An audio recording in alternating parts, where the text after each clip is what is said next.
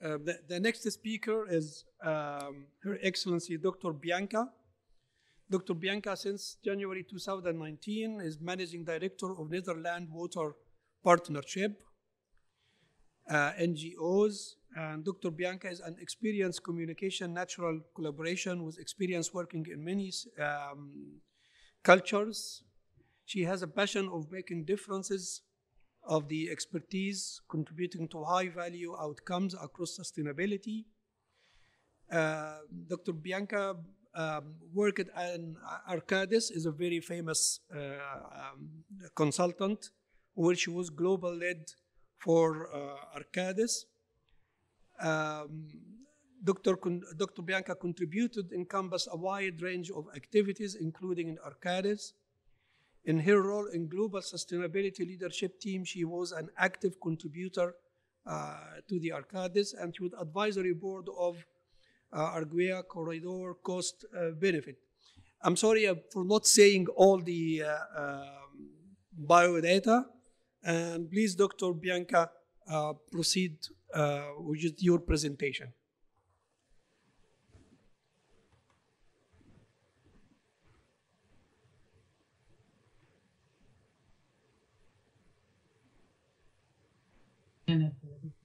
It's a pleasure from my side to be here and to be able to share with you some insights on private sector as an engine for the water, energy, food nexus solutions.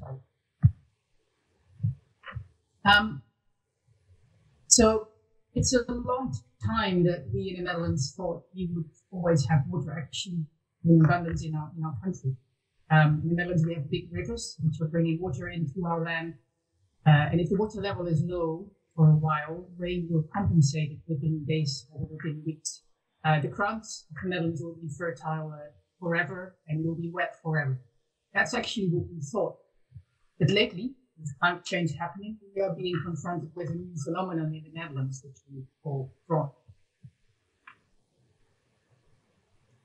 So it's long periods of hot, dry weather which make the ground really dry up. And once the Dutch soil really dries up, it becomes hard. It's even impossible to penetrate for new water. Agricultural traditions and techniques are really put to the test in this case. So our national food production already suffered from the drought of the last few years. And we especially experienced a huge drought since 2018. Energy consumption for irrigating the lands is really on the rise. And groundwater, which seemed to be there forever, is increasingly getting used. The volumes of it in some of the regions are declining fast. So yes, also in the Netherlands, we are facing climate change challenges. In Egypt, after 1,000 years, and we're also been accustomed to the idea that water would always be there in abundance. In ancient times already, the rivers, predictability, and the fertile soil allowed you to build an empire on the basis of great agricultural wealth. And according to my historical knowledge, I think that you can claim to be one of the world's first inventors of large-scale agriculture. But with the building of more dams along the Nile, which the previous speaker also addressed, with upriver water consumption on the rise, and with the efforts of climate change, the ever-abundant water flow is changing. And you seem to experience some similar issues, maybe even at a larger scale as the ones we are facing in the Netherlands. Flooding and droughts are more intense, more irregular, and putting your agricultural operations to the test is like ours. And just like in the Netherlands and like many other countries in the world, we're also facing climate change. So also almost randomly describing some of both our countries' challenges, it already leads us to the topic that we are discussing here today, in water, energy, food nexus. Food production suffers when there's less water. But it works two ways, and also this was already addressed by the previous two speakers. Agriculture is also one of the causes. The vast majority of all our fresh water usage goes to agriculture. To be more precise, irrigated farming accounts for around 70% of fresh water withdrawals. And in some countries in the MENA region, this goes up to even 19% water usage for agriculture. So how effective actually global water usage? New agricultural methods, groundwater, drip irrigation, or desalinated water may offer the solutions.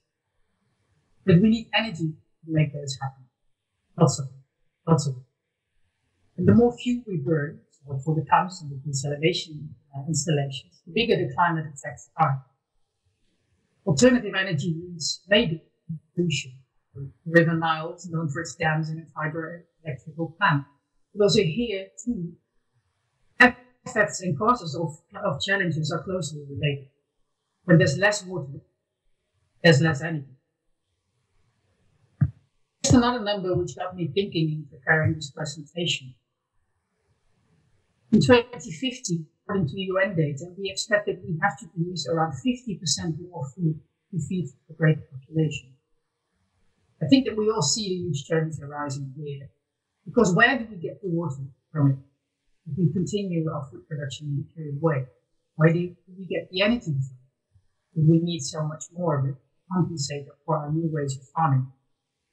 This is the water, energy, food challenge in a nutshell, making it very clear that we need a next approach. But also, as addressed before, I saw land in some of the slides talking about the nexus. So let's not forget about ecosystems. Because the natural resources and ecosystem services also underlie water, food, and energy security. I actually therefore prefer to speak of the WEFE nexus, so the water, energy, food, and ecosystem nexus. And applying this nexus approach helps us to integrate management and governance across the sectors at all scales. It helps us to support the transition to a green economy and improve the use efficiency and environmental protection of the resource. So to me, the approach starts with the value of water. We're used to paying for energy and food. We're less used to paying for water. However, we do need to acknowledge the value of water from an economic, certainly also from a social and environmental perspective. We need to recognize that water is limited. And therefore, we need to make sure that we make every drop count. So how do we do this if not working together? Not sharing our experiences, not exchanging our successful methods and solutions. As CEO of the Netherlands Water Partnership, I have the honor to represent the Dutch water sector here today. And I'm proud that many years of Dutch-Egyptian cooperation are still leading to inspiring new examples of cooperation and working partnership. I don't have to look beyond our NWP members to find some nice examples which I'd like to share with you. We've seen a deepening collaboration with NWP members, the Paris amongst others, working towards integrated coastal zone protection. And in addition, the Netherlands aided Egypt in its successful application of the Green Climate Fund grant for climate adaptation, including the coastal zone management. We've seen other members like Nijhof Industries, together with Nijhof and Ross, continuing its work with wastewater treatment plant in Port Said. But we've also seen a lot of things happening, specifically in connection with water and agriculture. Let me zoom into that for the remark. I'm sorry for having missed some beautiful slides, but I continue just where I am. So, about sharing some projects. So obviously, NWP member Mark McDonald, who's present in this conference, has been helping the Egyptian government with its plans to make irrigation systems more efficient and to improve the sanitation system. And in addition, they're leading a consortium that provides assistance to the Ministry of Housing, Utilities and Urban Communities, as well as the water and sanitation companies. And they're helping with new infrastructure that is needed to collect wastewater, treat it properly, and then dispose it in a controlled manner so that it does not harm the environment. Let's see. So another interesting example, which I found a while ago, is work that has been carried out by a consortium of Dutch companies, including our NWP member IV, involving various businesses with experience in the field of saline water-based agriculture. And they managed to showcase some of the excellent innovative methods and business models based on fault-resistant crops, allowing agricultural yields to even increase. So despite COVID-19, Egyptian Dutch cooperation continued this year with trainings on saline farming at SECAM. That's a Farmers Cooperation Organization. And together with Tower, the Soil Doctors, this training was conducted, supported by the Netherlands Innovative Global Development.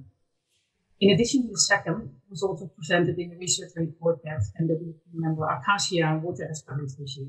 They describe the biodynamic second approach as an inspiring example of how groundwater usage can be reduced by changes in the cropping plan, shifting towards less water-intensive crops that are just as lucrative, or sometimes even more profitable. As you can see in all these examples, the private sector is playing a key role. Institutes and governments very often have the policy instruments and the knowledge that are required to get solutions realized. NGOs are indispensable when we want to make sure that social and environmental goals are really met. The private sector, on the other hand, often has the speed to make things work. Quite often, they seem to be the engine to get things moving. Another thing that these examples have in common is that they all have a very strong sustainability element, whether it's in water for sanitation or sustainable agriculture. I think you can argue that they're all working towards the Sustainable Development Goals, which is the global agenda to end poverty, protect the planet, and improve the lives and prospects of everyone, everywhere. So business is driving the driving factor here. Yes, definitely think it is. But it's not just about any business. It's about good business. It's about business that's in line with the global agenda for a sustainable world by working with the international framework of the SDGs, as I just mentioned. Because in the end, that is actually the way to lasting partnerships, the way to intersectoral cooperation, and the way to the sustainable solutions that the world needs. It's about using our resources wisely, and through that create a world to live in well for all, for businesses and citizens. Some time ago, I came across this example here in the Netherlands, which I would like to share with you for the sake of inspiration. It's a good example where businesses, knowledge institutes, and governments have worked together. And it's also an example where water, food, and energy are integrated in a 100% circular way. It's a floating farm which has opened up last year, and it's the first floating dairy farm in the world. It's in the harbor of Rotterdam, also an NWP member. And it's a brand new farm which produces fresh dairy products from cows who actually also live on the facility. All the raw dairy is processed on site into fresh milk and yogurt and then distributed inside the city. The floating farm is designed to use residual products, such as grass from public parks and food waste, produced by the city to feed the animals, give the fresh milk and return back to the city. This will not only give actual use to the residual products, but it also cuts food transportation costs and pollution by keeping production and use of food closely together.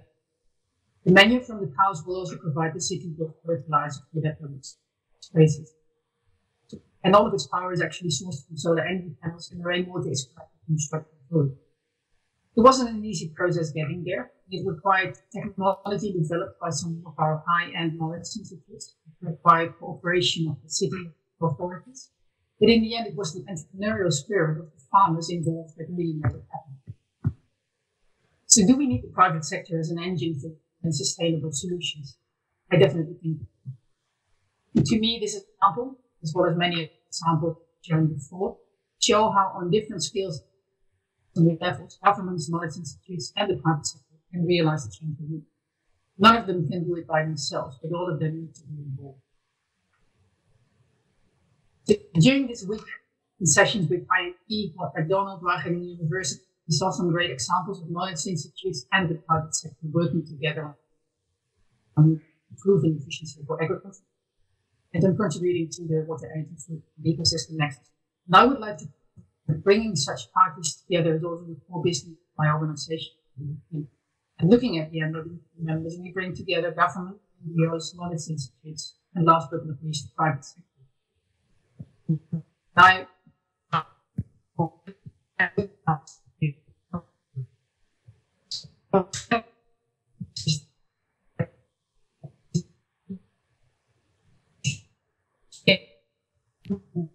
the water drops count. And together, we can make sure the flow will continue. Thank you very much.